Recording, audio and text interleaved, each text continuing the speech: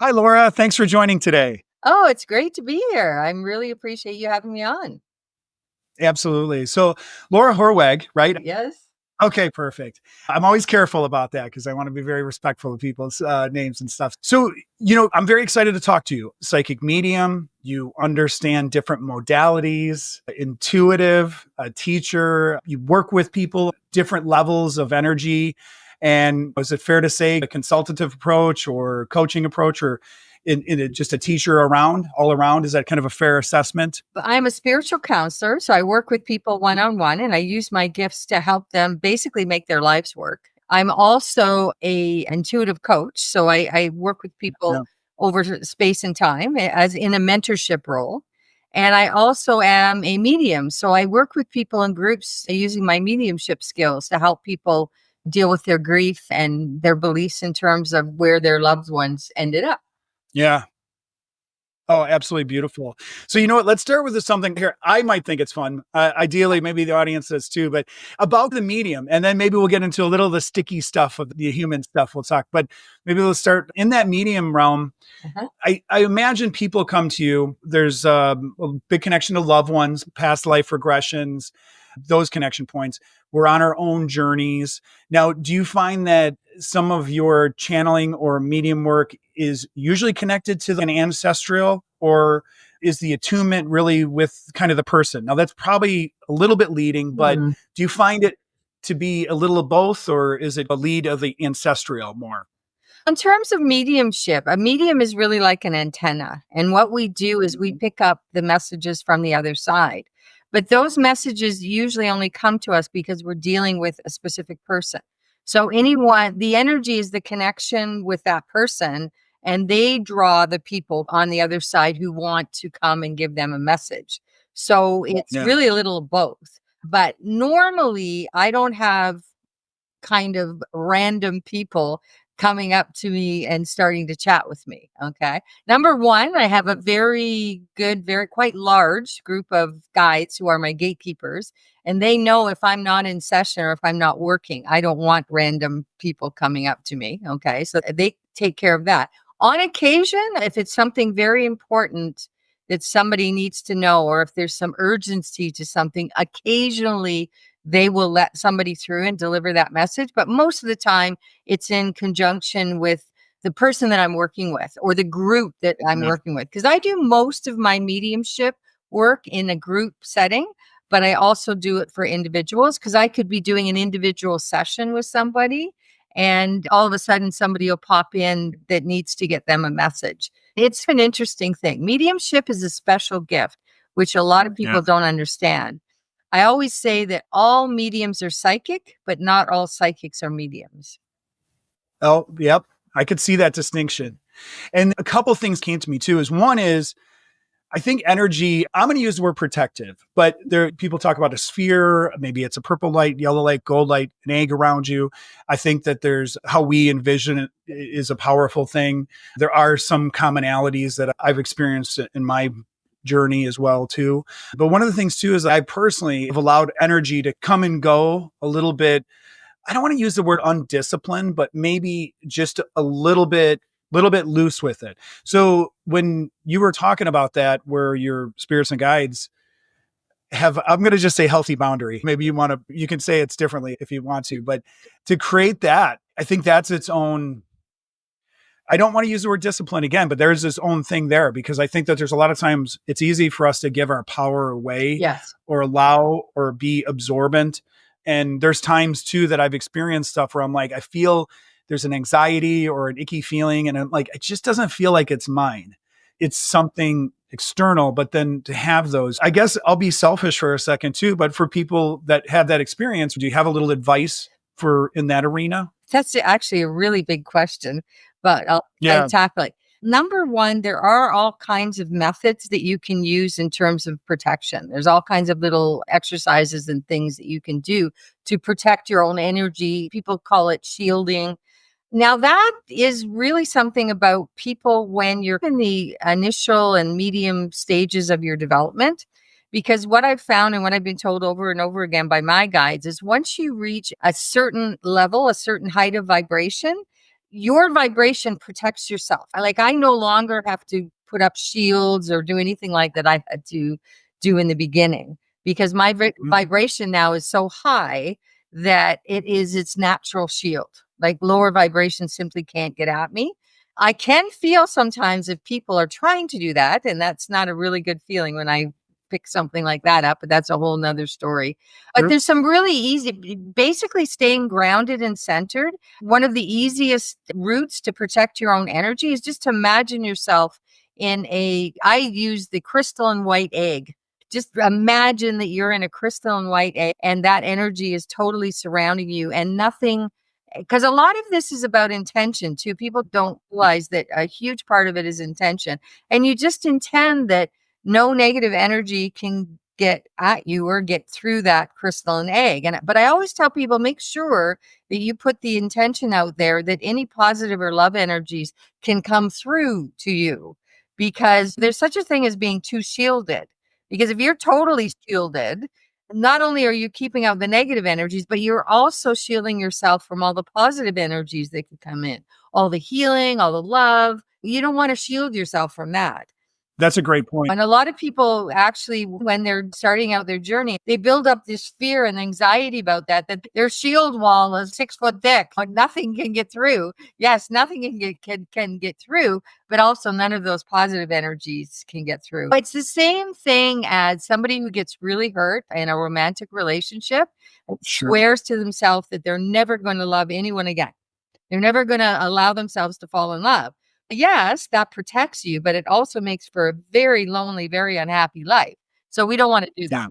Okay. So that's basically what happens. I always say to people, the most important thing for you is to constantly work on raising your vibration, because that increases your connection to spirit, to source, whatever you want to, God. I don't care what your language is, it's all the same energy. Okay. But it also protects you from negative energies. And you have to use your noggin too. There's certain places that are just filled with negative energy that you don't really want to be spending a lot of time in. And if you're going to do that, you're going to have to be aware that there's going to be some repercussions. Absolutely. Yeah. And I think that people find themselves in those, and it's the career. So you have the work environments, there's the love and the family environments and the friend environments, those communities that you sometimes, we all have choice, and over time things can change and things like that. But sometimes we're in situational and having that situational awareness and those experiences. And I see it too with people is with that energy exchange. And I want to come back to intentions as well too, because you really brought something there. So I'm going to ask you that in a sec, but I've seen it from an observational standpoint is that energy. I think people sometimes will preemptively give their energy away to pacify or suppress or feed the environment to control and give into the energy.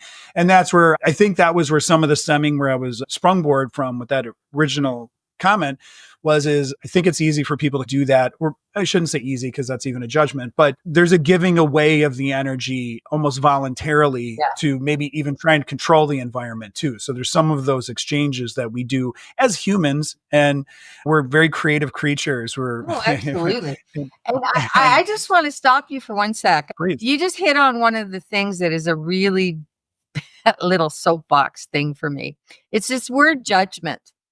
Because I find people, especially people new to getting into spirituality and newly in their way, they're just absolutely terrified of being in judgment. And they don't recognize the difference between judgment and discernment.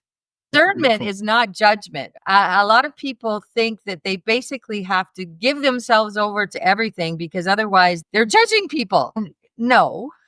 If you can see somebody's negative behavior or you can feel their negative energy, it's not a judgment to say that's the case. That's called discernment. And the reason I'm going into this is because it speaks to your whole point. This is one of the biggest ways that I see people giving away their power.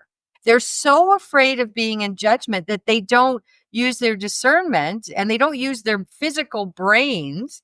And they make themselves open to all these negative stuff because they're so afraid that they're going to be judged as being in judgment. Okay. Yeah, And I can see it's a that. powerful thing, and it's a very large mistake that people make, and it's a wonderful way to land yourself in some very not nice, and in fact, in some cases, dangerous situations. You have to use your common sense, and you've got to use your discernment. Yeah. I do that word discernment.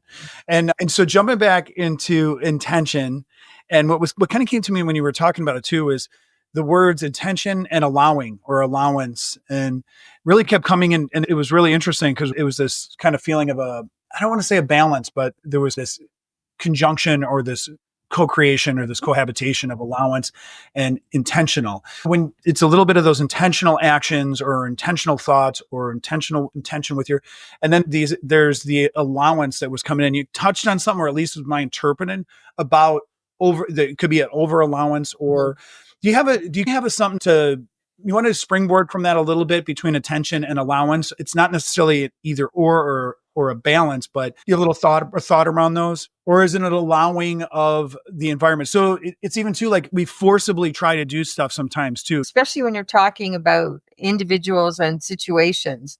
I think the best way to look at it, you can allow people to be themselves without allowing them to walk all over you.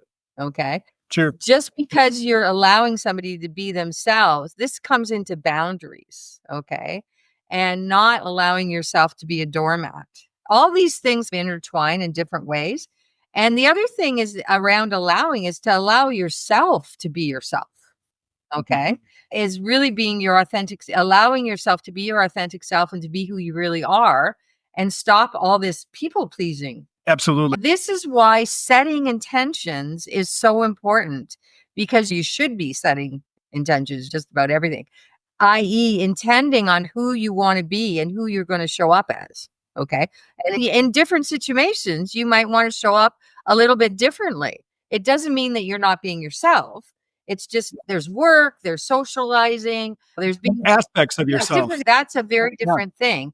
And it's funny because we're close to the end of the year and the new year. And one of my biggest Yeah. pet peeves is goals versus Yeah. Yeah. intentions. Okay.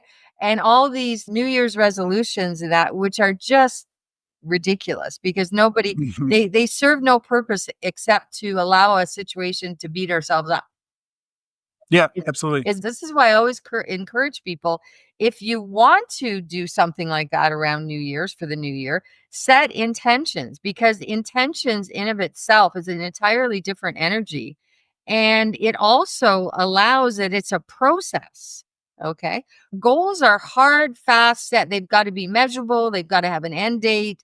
That's what a goal is. And if you're setting a lot of goals and you're not achieving any of them, what inevitably happens is you just end up beating yourself up. Okay. Yeah. But if you set an intention and you have an intention, say, I'll use some common ones. If you have an intention to lose some weight and live a healthier lifestyle, that's a process. Okay. You're Mhm. not going to say that, oh, yes, by February 18th, I want to have lost 10 pounds and I want to be working out at least 3 times a week. Okay. That's a totally different energy. And honestly, I don't think it serves us. But setting an intention to want to get to a healthy weight and be more active, that is a process. And that is something that's actually going to be beneficial to us, because we can keep going back to that intention and resetting that intention. Because you might lose that 10 pounds and decide, you know what? I actually think that I maybe should lose another 5 pounds, and maybe I should increase my workouts. Maybe I should do an extra one each week, or something. It can be Right. anything. I just use that because, or not all of us, but a vast majority of the people, one of the biggest New Year's resolutions is everybody wants to lose weight after Christmas, right? Sure. So it's just a more healthy, more achievable. I almost want to say it's more of a spirit. It's more in alignment with the way the energy, the way that the universe works, Mhm. because we're always in process. People ask me that all the time. And people think, okay, when am I going to be done? When am I going to be done with Right. my awakening? When am I going to be done with my evolvement? I'm going, you're never done. Even on the other side, we're still evolving our souls. That process is infinite. And as far as I know, and as what I've been shown, it goes on infinitum. It goes on forever. There is no such Right. thing as reaching our evolvement. Even the angels and the guides and the master, they're just in another state in terms of their own evolvement. So it never Hmm. stops. So Yeah. if you're waiting for the end, you're going to have a long wait. Absolutely. Yeah, I couldn't agree more too with the goal setting. I think the process, it's like some of the cliches, it's the journey, not the end. And you can be fixed. And I think sometimes too is that you can get a little too rigid or too fixated Mhm. on some type of end goal. And a lot of times that's you're external putting, I want this, but I don't, the moment you say I want this, it means I don't have it. So now there's this little lack build up there. You created an opposition.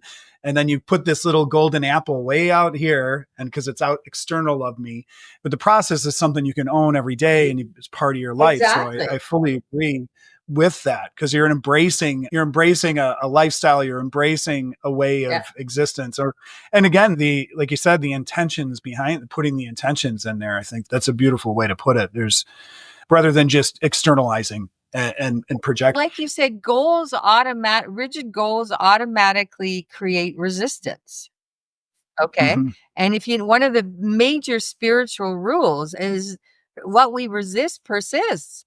Yep. So if you're building up a lot of resistance, I don't care what it is. If you're building Yeah, up it a doesn't lot matter. of resistance to anything, you're just pushing it away. You're not going towards it. You're pushing it away. So it doesn't make any sense. So I want to jump because I want to make sure that we have plenty of time, but I want to make sure that I cover a lot of stuff because you have so many great aspects of what you do. And one of them too, it was one of your write-ups and I was reading, and it was about the lifetimes. And we come here, maybe it was the way I interpreted too. We come to this life path and there's lessons we want to live. And Mhm. it'll be something like, I'll use an example, like I want to learn unconditional love. So now I come into this lifetime and I'm met with conditional love left and right and over again. Now, I guess some of the things that maybe you've been shown or you feel or intuitively or understand, is it many lives or do we get to experience many of these lives? And maybe this is a big question and it's not maybe a hard line, but or is it considered more of a parallel existence, or do you have some views on some of those many lives? It's actually both. Right. We definitely reincarnation. We experience many lifetimes on this plane, but we're only talking about this plane in that example. But I've been learning more and being shown more and more about our parallel lives. All these parallel lives are happening at the same time, and they're different aspects of our soul. Our soul is so humongous. Only a tiny little sliver of it can actually fit into our human body. Mhm. And our soul decides to put, even in this plane, I'm going to say this plane is the earth, the 3D earth plane. We can have multiple aspects, what are called aspects of our soul, our whole soul, on earth at the same time in different bodies and different experiences. One could be female, one could be male, one could be living here, one could be living in Canada, one could be living in China. And you can have multiple experiences at the same time. But that's only in this one dimensional timeline. There's also worlds within worlds dimension. They've actually proven it now up to, I think the last time I read something with the quantum physics, they've proven there's up to 13. They've gotten up to 13. Okay. I've been Yeah. told that there's way more than that. Okay. And they're all like those Russian dolls. They're all nested within each other and they're all controlled by vibration. They're all at different vibrational levels, which is why we don't see all these things happening all at the same time.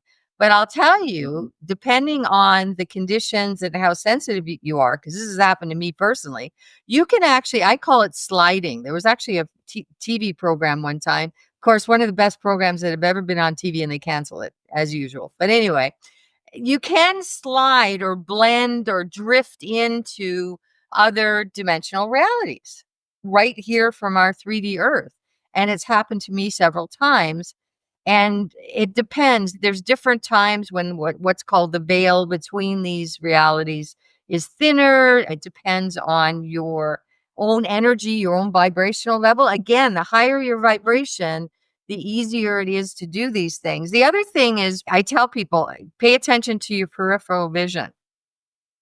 Because a lot of times we'll see things in our peripheral vision and people will tell me about them. And I just say, you're experiencing another dimensional reality. That's where you're getting a glimpse of. And they say, yes, but when I turn my head and I look straight at it, it's gone. I said, yes, it will always be gone because it's an Yeah. angular thing. But if you keep looking directly forward, you can actually experience a lot of stuff in your peripheral vision. Some people actually see people, spirits, things happening in other dimensional realities. I think that I've been doing it so much that, or I don't know, maybe I was born with it. I'm not sure which, it might be a combination of those two. I have the Sure. unbelievable peripheral vision. Like I can see way back here. When you go for your test at the drug, Yeah. they kept going back. And he goes, oh, wow, we don't have to go any further with you because my peripheral vision is so wide. What people don't realize is the more you develop, the higher you raise your vibration, and for lack of a different title, your spiritual gifts, your spiritual senses. As you increase your spiritual senses, your physical senses will also increase. Your physical vision, your physical sense of smell. Again, like I was talking about your hearing. Like I have like unbelievable hearing, and the one that I really don't like because sometimes it's nice, but a lot of times it's not. I was going to say the scent. A sense of The smell. scent. It's very annoying a lot of the time. Sometimes it's wonderful on occasion, but a lot of time it's really annoying. And the thing is, you become more sensitive to the environment, the 3D environment. Yeah. I have so much stuff in my space. I've got 2 air purifiers. I've got salt lamps. I've got tons and tons of plants. Everything is to control the energy in my environment because you become more sensitive. But Yeah. you also, like I said, when you're out and about and your vibration is higher, you do have that extra protection. There was a short span of time when I couldn't stand being around crowds. It was like when my vibration was really high, but it wasn't quite high enough to fully protect me.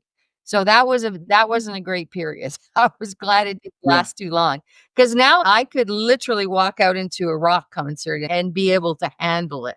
A lot of Yeah. people couldn't do that. Even people who aren't Yeah. terribly high vibrational can't handle it. So Right. it's one of those interesting things that happens. Yeah. So those, I'm going to use the word attunement Yep. into the frequency, and things that just from an observational standpoint, again, is as those attunements kind of change and adjust, or you're open, you have awareness. And I think there's times too where you can, I'm going to say see, but see with the inner sight, something different that you didn't see before in the same realm. It's sometimes it's a perception or emotional awareness, and sometimes it's actual sight, like you said, like your sensory, and you see beyond the sight that you didn't see before. And it's even just being awareness. And I think maybe some of it's just an attunement to being present more within that period and not having as much of you talked about your environment, and the environment's very important too. Just on and on. And those things are disruptors and they're allowed. Whether you're sensitive or not, they're still bombarded. This thing in our chest here is an electromagnetic. That's a scientific, observable, measurable thing. Yeah. And people, And when those it can comes, just, people always think that the brain is the biggest source of electromagnetism. It's not. The heart is way stronger than the electrical signals that come from the brain. And the heart actually has a brain within the heart, which a lot of people don't know. There's actually a mini brain in your heart. It's a cluster of cells. They're literally neurons like you have in your brain.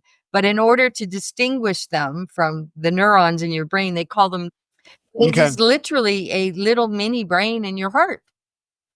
So when we talk about speaking from our hearts or thinking from our hearts, that is a literal thing that we're actually thinking with our heart. No, and the heart has a memory too. Yes. I think some of the things too is like when you talk about this kind of corporeal world, I like to think of it in almost like the 3 minds of the body would be like your brain, and then your heart we talked about, but then your stomach too. There's the gut and the gut instincts and in the material of this world, because we ingest food and it becomes the material. And if the brain and the gut minds are thrown off, I believe it tugs at the heart mind. And here's another little interesting tidbit, because the gut, actually, it's not your stomach, it's actually your intestines. The gut actually is the only part of the body that can make decisions on its own without having signals from the brain. So that's how intelligent it is. It can actually function without getting signals from the brain. And it also produces most of the serotonin and most of the, what's the other one? The other feel good one. I can't remember what it is. But the two feel good hormones that really give us the buzz from whatever, emotional, sexual, all that, the internal drugs are, most of them are all produced in the gut. And that's what is so important. It's way more, there's a way higher percentage than that it's actually produced in the brain. Yeah, because I think that historically that was the idea. It was like through the pituitary gland, if I'm not mistaken. That was the thought process. It was all produced up here. Yeah, but absolutely. And is it the oxytocin and it's the serotonin? Serotonin, or the serotonins of the sleep. But yes, that is a huge producer. The gut, that whole gut region and stuff. So that's fascinating. If I may too, kind of ask, like you had mentioned you touched on just childhood, or were you always very sensitive? Did you have a period where you felt lost, or just not grounded in it, but really not having the mentorship or the... I discovered when I was very young that I knew things, and I talked about things that I just thought all kids knew this. And I just talked to adults, and the adults would look at me like, what are you? Like, kind of thing. And so I just stopped doing it. I just literally stopped talking so much about it, because I realized that this was not a thing that everybody did. I have to tell you, I didn't grow up in a religious family or anything. There was none of that. I think when I was about 5, my mother sent us off because she figured she should, to Sunday school. Like, we didn't go to church, but she would send us, I don't know, just to get rid of us or whatever, but she sent us off to Sunday school. So I had very little of that. But when I was 10 or 11, I decided that I wanted to find God and the angels, because I was already having interconnections. So I wanted to find out where they lived.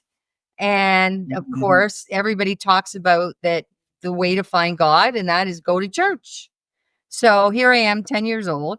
And thankfully, within my subdivision where I lived at the time, there are like 6 or 7 different churches of all stripes.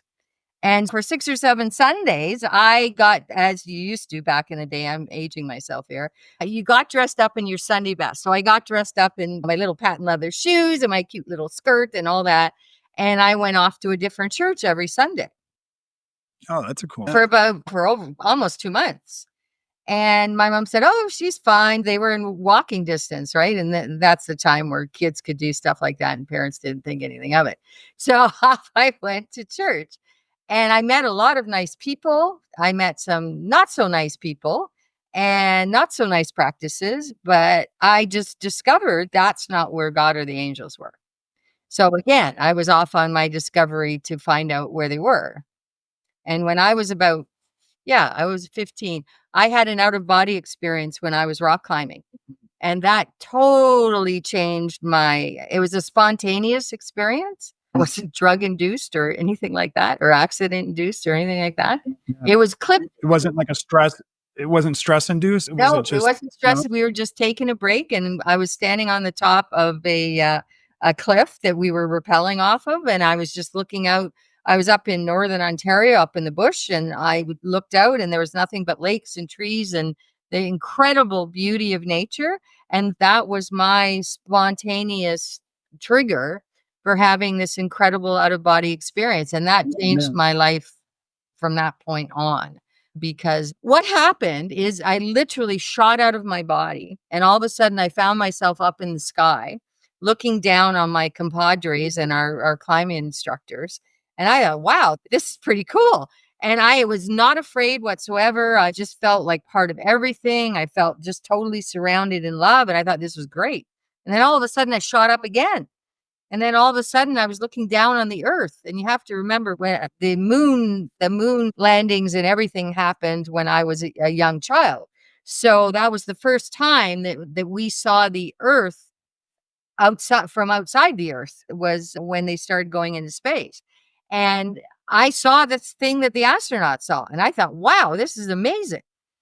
And again, I felt totally safe and everything. It was all hunky dory. All of a sudden, I shot up again. And I was literally in the universe because I could see all these spiral galaxies around me. And I'm just like, now I'm rocking it. Because I was a real space girl. And Sure. it was amazing. And then all of a sudden, it was just like I was just sucked back into my body like in a millisecond. And it was horrible because it was like, I always say that it was like taking a basketball and trying to stuff it into a Coke bottle. That's exactly what it felt like. Okay. Because Um, my consciousness was so expanded. And then it was shoved back into it took me 3 or 4 days actually again to be comfortable, actually physically comfortable in my body again. But what had happened in the physical realm was that one of the instructors had gotten nervous because he felt that I was too close to the edge of the cliff. And he had grabbed the mm, back of my pants and yanked me back. So when he physically did that, it yanked my energy back into my physical body. And it was like, oh, what happened? And all this happened. This seemed, I would say it probably felt like it was an hour. And I think it yeah. was like 3 minutes or a minute or 2 minutes or something. And And it was just like, wow. And then we went on from there. that's beautiful. Those are amazing Yeah, experiences it's pretty. to have that.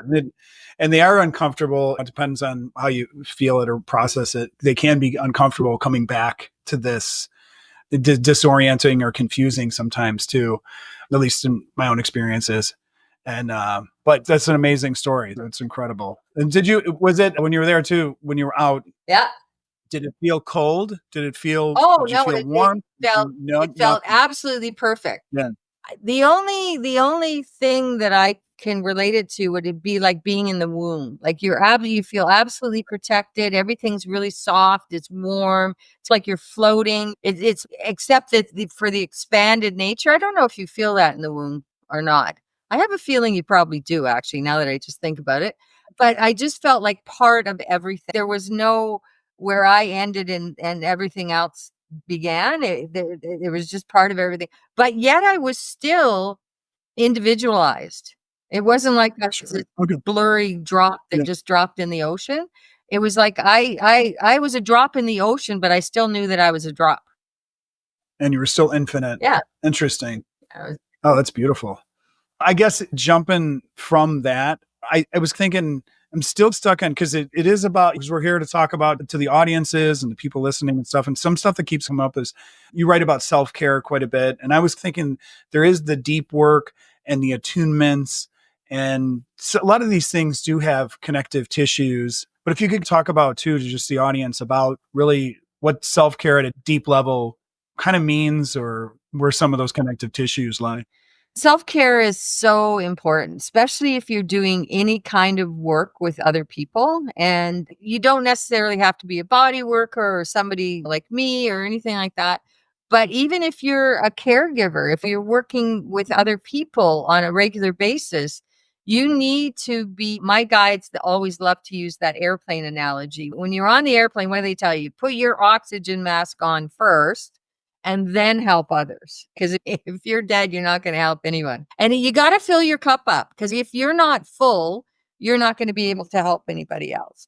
Some of the basic stuff is good food, lots of water, keeping yourself hydrated. My biggest one, because this is something that changed I've been constantly meditating. I have a huge meditation practice for the past 11 years. Before that, I meditated off and on, but basically for the last 11 years, every single day. I could probably count on one hand the number of days in 11 years that I missed meditating.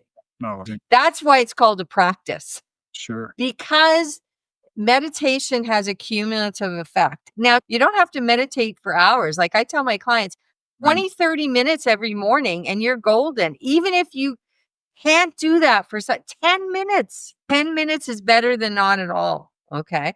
And Absolutely. if you can do it twice a day, the other good time is right before you go to sleep, actually, before you go. Sure. That's a huge thing for me. The other thing is movement. Okay. Huge because we hold so much energy locked in our muscles and our joints. So if you're not getting some kind of movement every day, you're not able to release those negative energies, and they're going to build up and build up in your system. Absolutely. Okay. Express themselves that can lead up to the expression of a disease or something It's going to bigger. affect physical health, but your mental health and your emotional health too.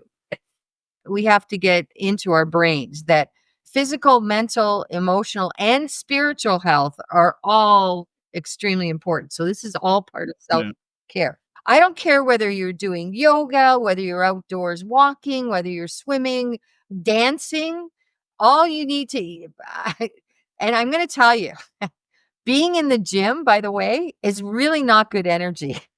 Being in a gym is almost as bad as being in a bar. I'm going to tell you why.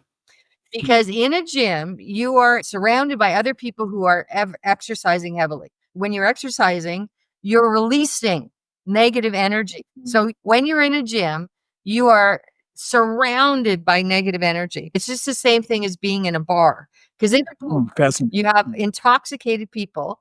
When you're intoxicated, you rip the energetic boundaries of your body open and all the crap spills out.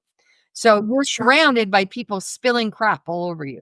Okay. So if you didn't know why you felt really crappy or you really have a thing against the gym, that's why.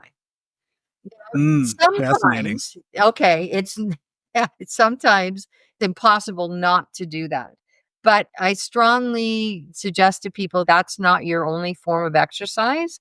The biggest thing I'm telling you right now is anything and everything that you can do outside. Now, I know depending on where you live, that can be limiting, okay? But I don't care. Get outside as much as you possibly can. Because and not just outside, but being in nature, as natural a setting as you can get, okay? If you've got a great backyard, at least there's trees and plants and stuff in your backyard. If you can get out to a park, even better. If you can get to the wilderness, even better. That's the best one, okay? What else in self-care? Sleep, huge, major problem in our society, okay? It is. Talking about the hours. See, a lot of people will come to me and they say, Laura, I sleep 8, 9 hours a day, and how come I'm still tired? It's because you're not getting any deep sleep or not enough deep sleep. I know people that survive on 5 or 6 hours of sleep a day, and they are perfectly healthy, perfectly energetic. It's because they get the deep sleep. Now, the meditation will help you with that more than anything else. What else? Oh, self-care. Keep yourself away from mass media, okay? Oh, for sure. All that negative energy stuff, and I don't care whether it's on TV, whether it's online, whether it's on your phone. I stopped doing this decades ago, and I said, Absolutely. Same here. if there's something that I need to know, make sure that I know about it, and it actually works, by the way. Because I find out about it one way or another without watching. And this also includes, by the way, watching negative movies and TV programs. Yes. Yeah. Things with a lot of violence in them. Exactly. Listening to abrasive music, acid rock, or there's a lot of rap music that has such a, this is one of the reasons I just can't stand rap music, and I'm going to have a lot of people all over me.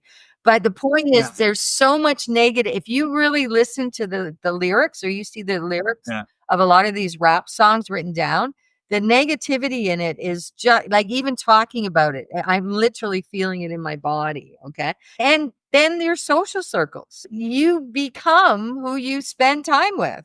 So if you're spending time with a lot of negative people, a lot of people who are gossiping and judging other people all the time, or people that are always being intoxicated. Okay. I don't care how you're getting intoxicated. Sure. Altered state. Okay. And don't get me wrong. I drink in moderation. And I'll tell you another secret that I was shown years ago, decades ago. Distilled alcohol, okay, hard alcohol has an incredibly negative energy to it. Whereas fermented, like beer and wine and cider, the fermented alcohols, they're still alcohol and you should still do them in moderation. But the energy signature of them is totally different. Okay. So I stopped drinking, like on a rare occasion. I will have a hard alcohol drink, and it'll only be 1 or 2. But almost 100% of the time, I'll drink wine or cider because I don't like beer. Cider is my beer, so I'll have cider. And also, you have to remember too that these fermented alcohols, the percentage of alcohol in them is far lower than drinking hard alcohol. So that's another thing to be aware of. And just the normal stuff, feeding yourself well, and people always get on me about this. And I tell you, I know how expensive food has become. I think the cost of food has tripled since COVID. Yeah. It's crazy, but you got to get the best food possible that you can afford. And the biggest and easiest thing to do is start cooking. Stay away from all this packaged foods, processed foods with all these chemicals and preservatives and colors. And the biggest thing is salt and sugar in it. Everything processed, it's just full of salt and sugar. And by the way, those highly affect the energetic frequency of your body. Just by cutting down on the amount of salt and sugar that you eat, you'll be amazed how different you feel because it actually affects the energetics of your body. Absolutely. So there you go. I was going to add one to the food too, is just read your labels. Yeah, I can tell you, if you start reading labels, you will go away from processed food in a heartbeat. It's amazing, the list. The list is unbelievable. Yeah. So one last question, and this is probably maybe even too big, but I guess as a medium, as intuitive, the future, is this kind of, in your opinion, dimensionally, are we going together, or are there splits and bifurcations of groups? Okay, let's answer that part first because that's the easiest part. We talked about all these dimensions, okay? As a group, we are raising in our vibration. We're about to hit this great big influx of energy that's going to boost all of us. But there's still choice involved. Everything's choice. But we're not leaving Earth. We're leaving this vibration of Earth and we're going to a higher vibration of Earth. Now, there's some people who will make a choice to stay here, okay, which is totally fine if they want to stay in this sort of karmic-based schoolhouse Earth. The majority of us will be going to a higher vibration, okay? That's the thing. Now, energetically on this Earth, over the next few years, it ain't going to be pretty, okay? It's going to be very challenging because the old energy is not just going to fade away. Okay. It's going to go out kicking and screaming. So I'm not going to sugarcoat it, especially 2025 and 2026. I've been shown. By the time we hit 2030, things are really going to drastically improve.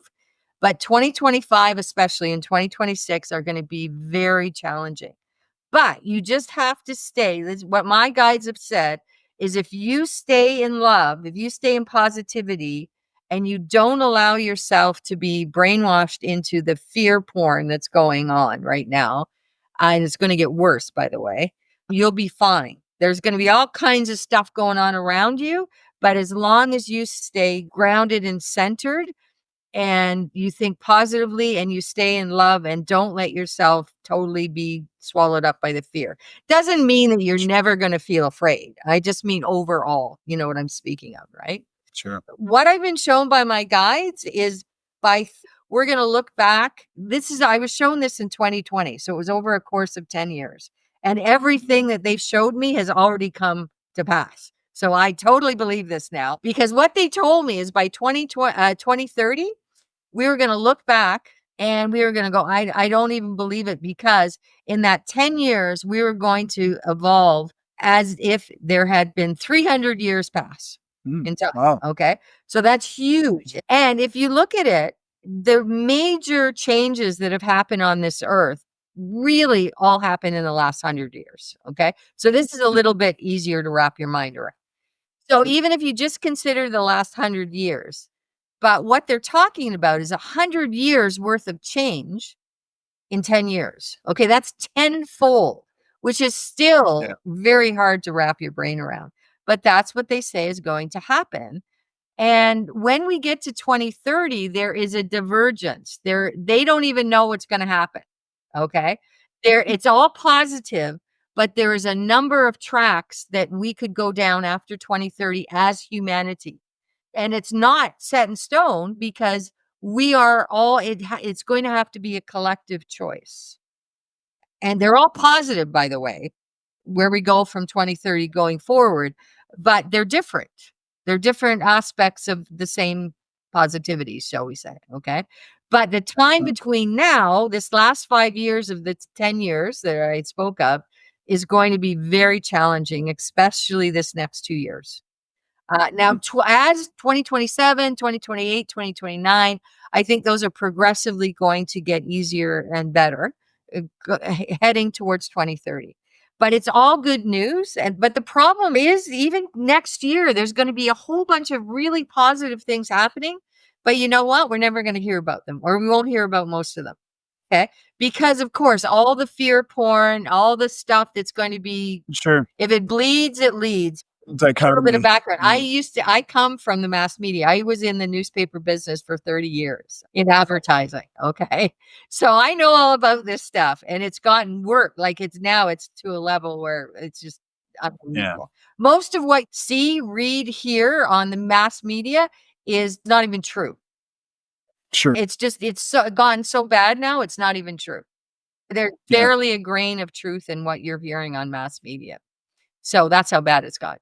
But the good news is things are going to get really better, because what I've been shown is in 2030, we're truly going to step fully into the Aquarian energy. All of the stuff that they talk about in the song, The Age of Aquarius, that's really going to happen, really start happening. We're really going to be able to see it in 2030.